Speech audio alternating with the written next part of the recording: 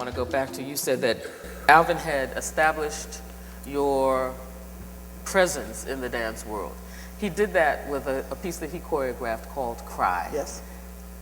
Can you talk about Cry? Yes. You were on stage for 15 minutes. Right, and for some reason it's gotten to be 16 minutes now. Oh, I sorry, don't know. you were on stage for 16 minutes. But no, it was 15 minutes when I was dancing it, but it got to be a minute longer now.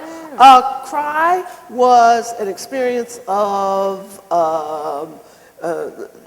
2 weeks of rehearsal, but it was like 1 hour a day or 2 hours a day and like about 8 days altogether of rehearsal. Wow.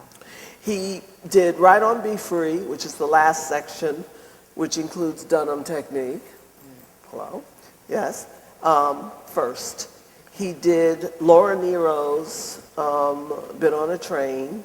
Second, that's the middle section. Right. He could not find Alice Coltrane's music till the last minute. It must have been the 2 days before the premiere. He found that music and the cloth.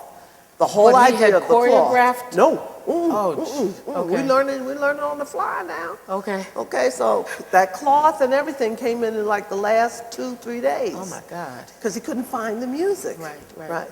So, and then he didn't tell me the story.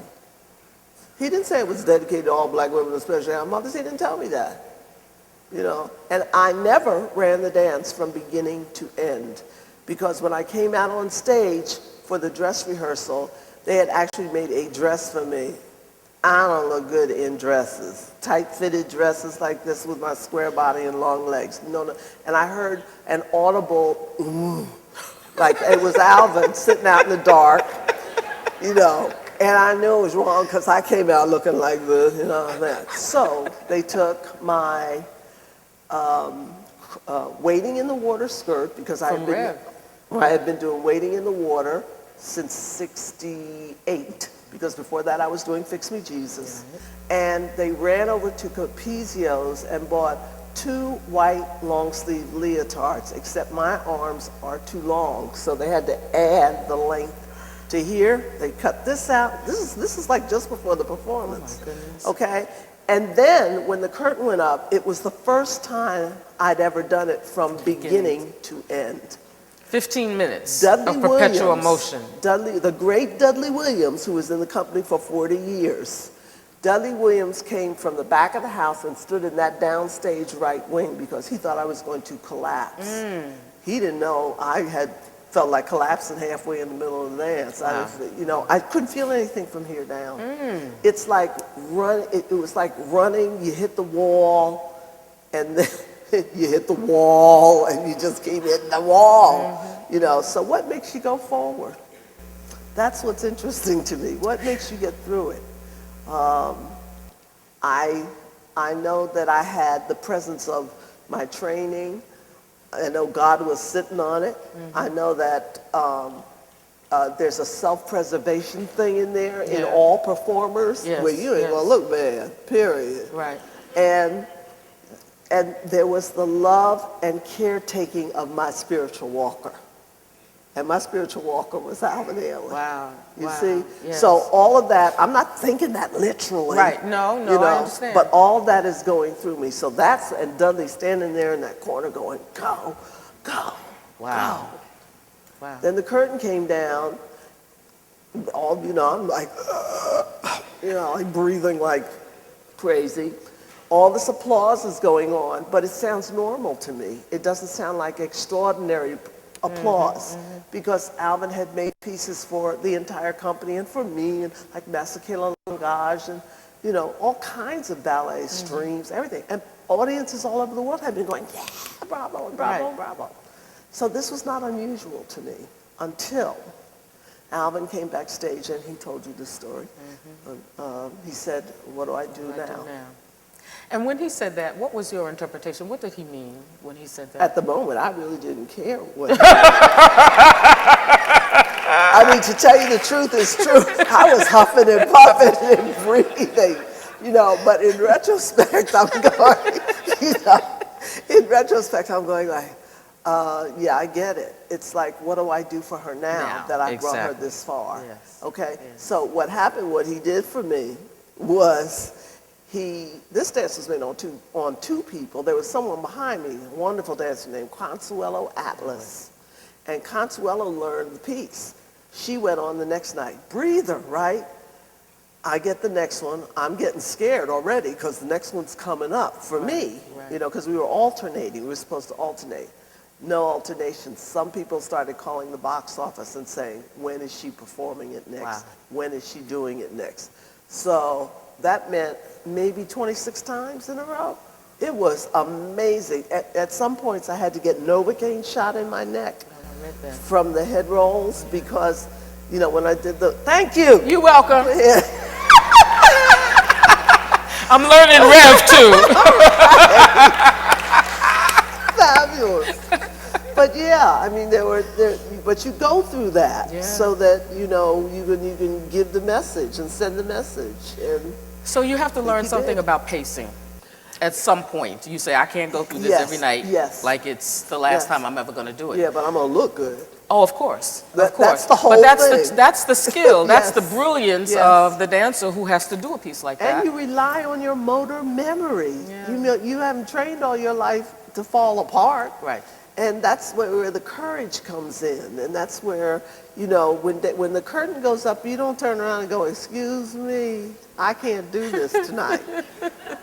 No, there is no such thing as that. The curtain goes up. So people used to just catch me just before I would have to, the curtain went up. It didn't look like I was going to do anything. I'd be sitting on the stage, just kind of sitting there with the cloth in front of me and just kind of in my thoughts or whatever I was doing. But when that curtain came up and then I heard that doom, doom, doom, doom, doom, doom, doom, doom, doom, doom, doom, doom, I said, here we go. Yes. Get it in there. Okay, so now a whole group of questions. One is about preparation. Yes. The other is, when you did cry, did you do anything else that night? Revelations. Yeah, I had the umbrella to do. Okay. I also had to be clipped out of the costume because I had to be sewn into it. Oh, Lord. Because it was too old. The zipper wasn't going to stay up, so they had to sew me into it. So I had to get clipped out of it. But then there was a ballet after that. There was a marvelous dancer named, eventually after that, a marvelous dancer named Sarah Yarborough, an extraordinary dancer. And she did something called Rainbow Around My Shoulder by Donald McHale. That was a breather for me, let me tell you. Okay. And then came Rev, and there I was in the same skirt with the parasol and wading in the water. Okay. Yeah. One short question before we take another break, and that is about preparation. Yes. What happens to you before you go on stage? And I think this is instructive for everyone who is trying to figure out, I got my nerves, I got my memory to deal with, I got my body to prepare, but what do you do personally? I didn't have a real ritual. Well, there was a lot of time spent putting makeup on. Okay. Because if you look at old pictures of myself, I am truly beat. I learned how to do that when I joined the company. Yes. The makeup is like deep, right? And that's a moment of where you're looking at yourself and you're putting on makeup, but you're getting at one with what goes on. Yeah. What's getting ready to go on in preparation of what's going on. And I always tell the people this in auditions or dancers, that people that are aspiring to be professional dancers or professional anything, there's somewhere where you got to let go and let something bigger than you come in so you can get it out. My mother used to say, let go and let God. Yes. Mm-hmm. And you must rely on your training. Yeah. You've been training all this time to do work for something. Right, exactly. So if the nerves were bad, here we go. 2009, Paul Robeson Here I Stand Award honoree. The fabulous, the wonderful, person you love very much and came out to see tonight, Miss Judith Jamison. I want to thank you. I'm so honored. I'm so happy that so many of you are here tonight and, to experience the power of dance, the power of young people, the power of understanding and knowing what a privilege and an honor it is to be on this earth You know, every day you should wake up and say thank you. You know what I'm saying? And this experience has just been marvelous for me. I must tell you, it's the longest I've ever been seated, which is incredible because usually I would have been like, you know, but I'm here because I feel so honored to be here. For this award named after a Renaissance man who truly believed that an artist has no choice and no alternative but to give back in some way. And he would have been so proud that we have a president now who started as a community organizer and who was mandated that we give back, starting with our own communities. So before I go any further, I would like to thank Abdur-Rahim Muhammad and the wonderful work that, I'm going to say it right, Hung Tao Choi Mei Institute is doing right here in Washington, D.C. We at Ailey, please go ahead. We at Ailey have been educating and informing and inspiring since 1958. The Ailey Company by Design is set up so that mentorship is an integral part of its longevity and growth, and I hope that I'm a continuation of his spirit and legacy. I believe dance should entertain as well as educate. It is the obligation of the artist to redefine the impossible. We celebrate the human spirit through movement. Each time an Ailey dancer performs, they affirm the notion that through dance, the beauty and humanity of their heritage will unite people of all races, ages, and backgrounds. They become the embodiment of the best that is possible in each of us. In order to achieve that, it's imperative that our youth seek out and be guided by torchbearers, those radiant spirits like a Paul Robeson or an Alvin Ailey, who are passionate about what they had to say and were able to express themselves in the most extreme and excellent ways. Look for these spiritual walkers. We've stood on their shoulders. Alvin stood on so many shoulders before him.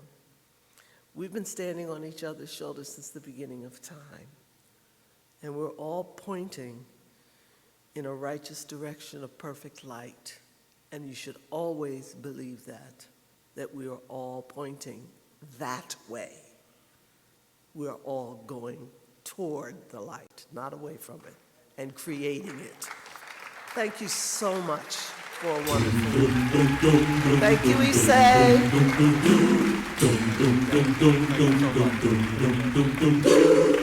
And now we'd like to present Paul Robeson Award to Here I Stand Award.